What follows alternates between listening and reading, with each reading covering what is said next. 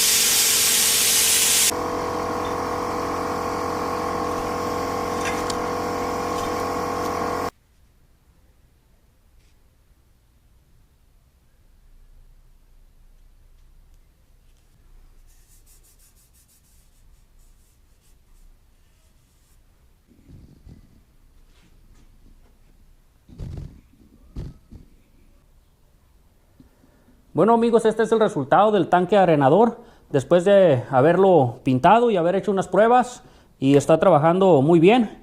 También les quiero compartir la marca de la pistola.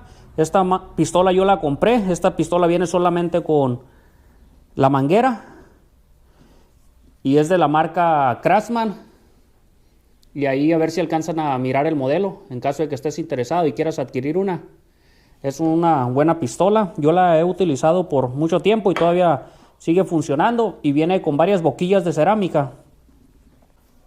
Nada más la cosa es que tienes que poner la manguera dentro de una cubeta, y muchas veces cuando estás trabajando se sale la manguera y por eso se me dificulta a mí. Por eso es la razón de que hice este tanque pequeño, porque no lo uso mucho, pero este es práctico y lo puedo mover para cualquier lado. Si te gustó el video, no olvides dejar manita arriba, los comentarios están abiertos para cualquier sugerencia que me quieras dar. Si no te has suscrito al canal, te invito a que te suscribas y le des clic a la campanita para que reciba las notificaciones de los videos futuros. Muchísimas gracias y nos vemos en el próximo video.